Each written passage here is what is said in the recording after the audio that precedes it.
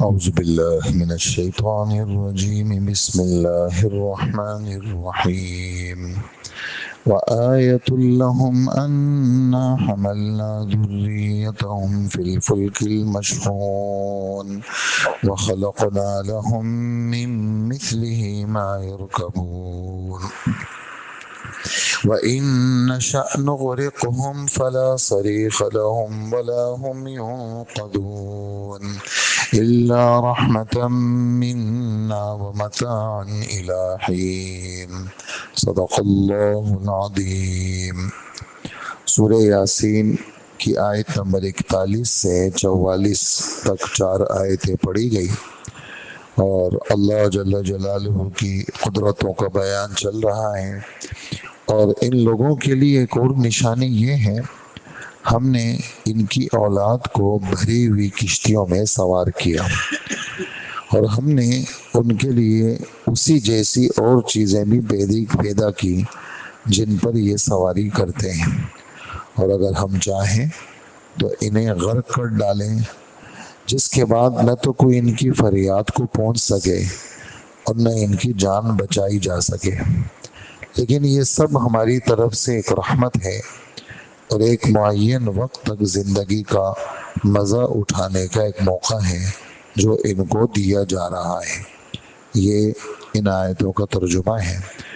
ہمارے رب اپنی قدرت کو بیان فرما رہے ہیں کہ ان لوگوں کے لیے ایک نشانی کیا ہے کہ ہم نے ان کی اولاد کو بھری ہوئی کشتیوں میں سوار کیا۔ تو یعنی سمندر کے اندر یعنی پانی کی خاصیت یہ ہے کہ کوئی بھی بھاری بھرکم چیز ہوتی ہے وہ سمندر میں جیسے پانی میں رکھتے ہی وہ نیچے چلی جاتی ہے۔ اب یہ کشتی ہے، جہاز ہے، سب لوہے کے بنے ہوئے، لکڑی کے بنے ہوئے، لوہا ان میں ہوتا ہے، سیمنٹ ان میں ہوتا ہے، ان میں بہت ساری چیزیں ہوتی ہیں، ہاں، اور ہزاروں ٹن چیزیں اس میں لادی جاتی ہیں۔ تو اللہ جل جلالہ فرماتے ہیں اس پورے سمندری نظام کو ہم نے تمہاری خدمت میں لگایا ہے۔ ایک جگہ نہیں، کافی جگہ یہ بات ہے۔ قرآن پاک کے اندر آپ حضرات تلاوت کرنے میں یہ والی آیتیں پڑھتے ہوں گے، وَسَخَّرَ لَكُمُ الْبَحْرَ لِتَجْرِيَ فِي الْبَحْرِ بِأَمْرِهِ وَسَخَّرَ لَكُمُ الْفُلْكَ لِتَجْرِيَ فِي الْبَحْرِ بِأَمْرِهِ۔ ہم نے یہ کشتیاں، یہ جہاز ہم نے تمہاری خدمت میں لگائی ہیں تاکہ یہ اللہ کے حکم سے سمندر میں چل سکے۔ یعنی اللہ کے حکم کے بغیر یہ سمندر میں نہیں چل سکتی۔ پانی کی خاصیت ہے چیزوں کو ڈبو دینا، لیکن اللہ جل جلالہ اس پانی کے اوپر ان کشتیوں کو چلاتے ہیں۔ اور 2 جگہ قرآن پاک کے اندر 14ویں پارے میں اور سورہ فاطر کے اندر اللہ جل جلالہ فرماتے ہیں وَهُوَ الَّذِي سَخَّرَ الْبَحْرَ لِتَأْكُلُوا مِنْهُ لَحْمًا طَرِيًّا وَتَسْتَخْرِجُوا مِنْهُ حِلْيَةً تَلْبَسُونَهَا وَتَرَى الْفُلْكَ مَوَاخِرَ فِيهِ۔ تم دیکھتے ہو ان کشتیوں کو جو سمندر کے پانی کو چیرتی ہوئی جاتی ہیں، سمندر کے پانی کو چیرتی ہوئی جاتی ہیں اور یہ سمندر کے اوپر رہتی ہیں۔ پھر یہ سمندری جتنا نظام ہے اللہ جل جلالہ نے یعنی یہ جو روح ہے اللہ نے ستاروں کے ذریعے سے اس کے روح کو سیدھا کیا ہے۔ اس لیے کہ جب آدمی پانی میں جاتے ہیں تو کچھ بھی نہیں ہے، دنیا کے اندر تو جگہ جگہ پہ کلومیٹر کے نشان بنے ہوئے ہیں، راستوں کا رخ پتہ ہوتا ہے۔ سمندر میں کیا بنا ہوا ہے؟ سمندر میں تو کچھ بھی نہیں۔ لیکن اللہ جل جلالہ فرماتے ہیں یعنی 7ویں پارے میں اور 14ویں پارے میں اس وقت یہی 2 آیتیں ذہن میں ہیں، باقی پورے قرآن میں اور بھی ہیں کہ اللہ پاک فرماتے ہیں ہم نے ان ستاروں کے ذریعے سے ان کے لیے ہم نے سمندری راستوں کی رہنمائی ہم نے کی ہے۔ وَهُوَ الَّذِي جَعَلَ لَكُمُ النُّجُومَ لِتَهْتَدُوا بِهَا فِي ظُلُمَاتِ الْبَرِّ وَالْبَحْرِ۔ خشکیوں کے اندر اور سمندر کے گھپ اندھیروں کے اندر، خشکی کا اندھیرا ہو، سمندر کا گھپ اندھیرا ہو، ہم نے ستاروں کو تمہاری خدمت میں لگایا ہے اور ستاروں کے ذریعے سے تم راستہ معلوم کرتے ہو۔ اسی طرح پھر سمندر کے اندر یہ جو ہوا ہے یہ بھی ایک کام کی چیز ہے. اگر یہ ہوا اللہ پاک روک دے تو یہ سارے جہاز کھڑے ہو جائیں. اللہ جل جلالہ فرماتے ہیں وَمِنْ آیَاتِهِ الْجَوَارِ فِي الْبَحْرِ كَالْأَعْلَامِ. یہ میری نشانیوں میں سے ایک نشانی کیا ہے کہ سمندر کے اندر یہ بڑے بڑے جہاز چلتے ہیں ایسے جیسے پہاڑ. عالم کا ترجمہ عالم کی جمع ہے پہاڑ. جیسے پہاڑ بڑے بڑے ہوتے ہیں ایسے ہی یہ بڑے بڑے جہاز سمندر میں چلتے ہیں. یہ میری نشانی ہے. آگے فرماتے ہیں یہ سورہ شورا ہے 25واں پارہ. ان یشاء یسکن الریح فیظللن رواکد علی ظہری. اللہ اگر چاہیں تو ہوا کو روک دے تو پھر یہ جتنے بھی جہاز ہیں یہ سمندر پہ کھڑے کے کھڑے رہ جائیں گے. تو ہوا کو چلایا تاکہ سمندر کے اندر یہ پورا نظم چل سکے تمہارا. تو یہ فرما رہے ہیں کہ ہم نے ان لوگوں کی اولادوں کو بھری ہوئی کشتیوں میں سوار کیا. علماء لکھتے ہیں کہ یہاں اللہ جل جلالہ نے 3 نعمتیں بیان فرمائی ہیں. ایک نعمت تو سواری کی نعمت ہے.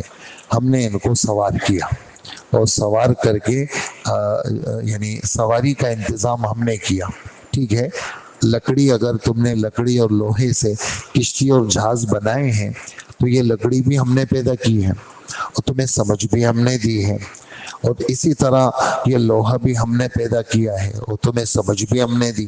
یہ جتنا بھی نظم ہے اخیر میں رخ کہاں جاتا ہے وہ اللہ کی طرف جاتا ہے. تو ایک تو سواری کا انتظام کیا. دوسرا ہم نے تمہیں اولاد بھی دی. ہم نے تمہیں کیا دی ہے؟ اولاد بھی دی ہے. اس لیے کہ اولاد کیا ہے کہ آدمی پھر اولاد دے کر کے یہ ایک اور نعمت اولاد دے کر کے تمہیں گھر میں بٹھا دیا. تمہاری عمر بڑی ہو گئی اللہ نے بچے دے دیے بچے جوان ہو گئے انہوں نے تمہارے نظم کو سنبھالا. اب تمہارے بچے جاتے ہیں اور تمہارے لیے کاروبار کرتے ہیں تم گھر میں بیٹھ کے اللہ اللہ کرتے ہو. تو ہم نے تمہیں اولاد دی پھر سواریاں دی اور پھر بھری ہوئی کشتیوں میں ان کو سوار کیا. تو یہ نعمتوں پہ نعمتیں ہیں اور تم آرام سے گھر میں ہو اور تمہارے بچوں کو ہم نے تمہاری خدمت میں لگا لیا. پھر ایک اور بات اس میں یہ لکھی ہے کہ عام طور سے یہ جو بچے خاص کر چلنے پھرنے کے قابل نہ ہو یہ ماں باپ کے لیے بوجھ ہوتے ہیں. مطلب بوجھ اس معنی کر کے ان کا خیال زیادہ رکھا جاتا ہے اور زیادہ ان کی طرف توجہ دی جاتی ہے. فرمائیں کہ ان کا خیال بھی ہم ہی نے رکھا. ہم ہی نے ان کو سوار کیا. ہم ہی نے ان کا سارا نظم بنایا. تو یہ ہمارے رب کی نعمتیں ہیں. وَخَلَقْنَا لَهُم مِّن مِّثْلِهِ مَا يَرْكَبُونَ. اس میں قیامت تک کی ساری سواریوں کا ذکر کیا. ہم نے جیسے تمہارے لیے سمندر کے اندر سواری کا نظم بنایا وہ سمندر کے پانی کو تمہارا تابعدار بنایا سمندر کے اندر کی چیزوں کو تمہارا تابعدار بنایا اوپر سواریاں ہم نے چلائی تمہارا تابعدار بنایا. ایسے ہی اس سمندر کے اندر چلنے والی سواریوں جیسی ہم نے بہت ساری چیزیں تمہارے لیے پیدا کی جس پہ تم سوار ہوتے ہو. کیا پیدا کی؟ سمندر کے سفر کو یعنی کشتی کو سفینہ کہا جاتا ہے. سفینہ کشتی کو کہا جاتا ہے. عام طور سے سمندری جو سفر کے لیے چیز استعمال ہوتی ہے اس کو سفینہ کہا جاتا ہے. اور عرب لوگ اونٹ کے اوپر بھی چونکہ بوجھ لاتے تھے اور دور دراز کے سفر اونٹوں کے اوپر کرتے تھے تو اونٹوں کو سفینۃ البر کہا جاتا تھا. خشکی کی کشتی. یہ سفینۃ البحر ہے سمندر کی کشتی اور اونٹ کیا ہے وہ خشکی کی کشتی ہے اس کو سفینۃ البر کہا جاتا تھا. تو ہم نے تمہارے لیے وہ سواریوں کا انتظام کیا جو اس کشتی ہی کی طرح تمہارے بوجھوں کو لے کر کے چلتے ہیں. اور 14ویں پارے میں یہ والی بات فرمائی سورہ نحل کے پہلے رکوع میں والخیل والبغال والحمیر لترکبوها وزینا. ہم نے گھوڑے تمہارے لیے پیدا کیے سواری کے لیے بھی اور زینت کے لیے بھی. ہم نے خچر تمہارے لیے پیدا کیے.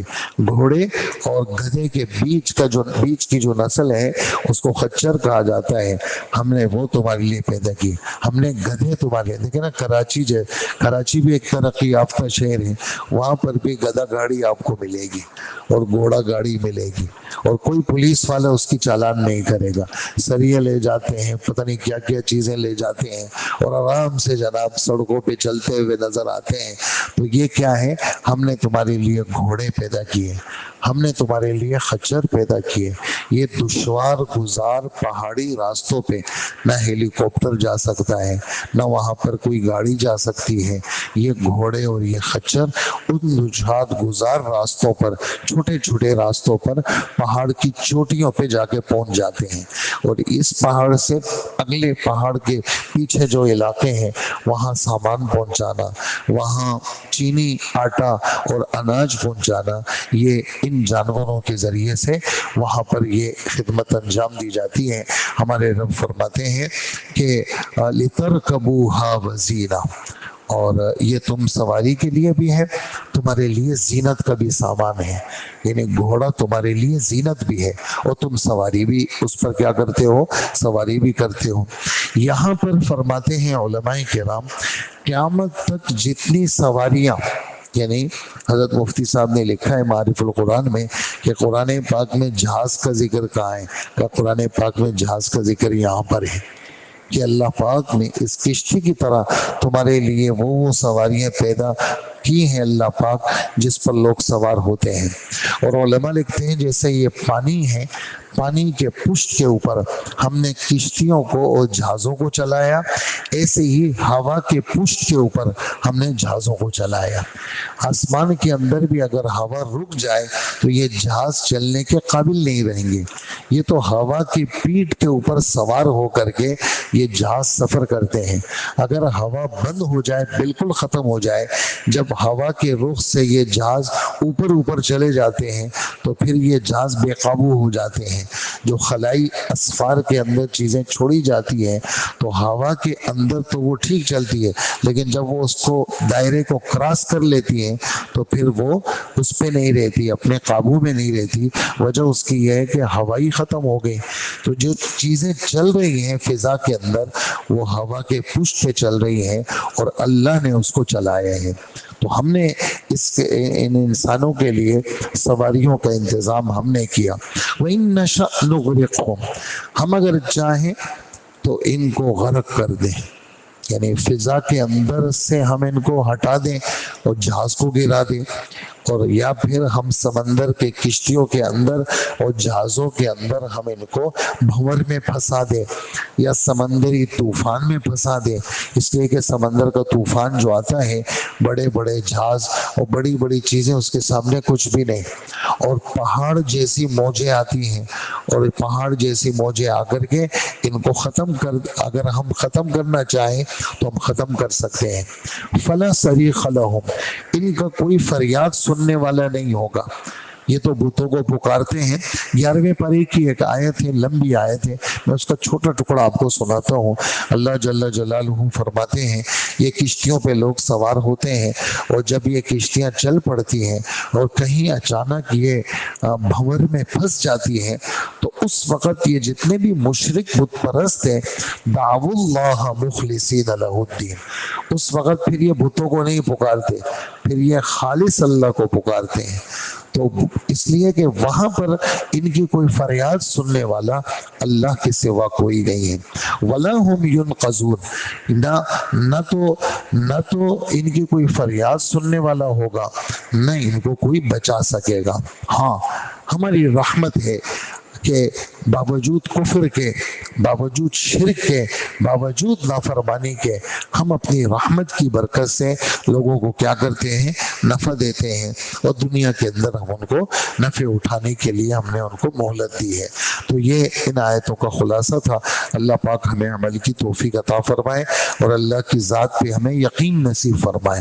اور یہ نعمتیں ہیں، یہ تو ان نعمتوں کا بیان، ٹھیک ہے اس وقت میرے پاس کشتی بھی نہیں، جہاز بھی نہیں، کچھ بھی نہیں، لیکن اور کتنی ساری نعمتیں ہیں۔ اس لیے علماء لکھتے ہیں ہر نعمت کی نسبت اللہ کی طرف کریں، اللہ یہ آپ نے دی۔ ہمارے نبی صلی اللہ علیہ وسلم کرتا پہنتے تھے تو فرماتے تھے کہ الحمدللہ الذی کسانی ھذا، اے اللہ آپ کا لاکھ لاکھ شکر ہے آپ نے یہ پہنایا مجھے۔ امامہ پہنتے تھے، فرمایا اللہ آپ نے یہ پہنا ہے، اس کی طرف اشارہ کرتے تھے۔ ایسے ہی جتنی ساری نعمتیں ہیں ان سب کی نسبت کس کی طرف کریں گے؟ اللہ کی طرف۔ یا اللہ آپ نے یہ چیز دی ہے اور آپ مجھے دل سے شکر گزار بنا دے۔ اس لیے کہ جیسے شکر کیا ہوتا ہے زبان سے ہوتا ہے، ایسے ہی شکر آدمی دل سے نعمتوں کا شکر کرے۔ اور شاکر آدمی کی نعمت گھٹتی بھی نہیں ہے اور چھنتی بھی نہیں ہے۔ شاکر آدمی کی نعمت وہ گھٹتی بھی نہیں ہے اور چھنتی بھی نہیں ہے، اللہ پاک بڑھاتے رہتے ہیں اور نعمتوں سے اللہ پاک اس کو کبھی بھی محروم نہیں کرتے۔ اللہ مجھے بھی آپ کو بھی عمل کی توفیق عطا فرمائے۔ ایک دفعہ سورہ فاتحہ پڑھ لیں، 3 دفعہ سورہ اخلاص پڑھ لیں۔ اعوذ باللہ من الشیطان الرجیم، بسم اللہ الرحمن الرحیم۔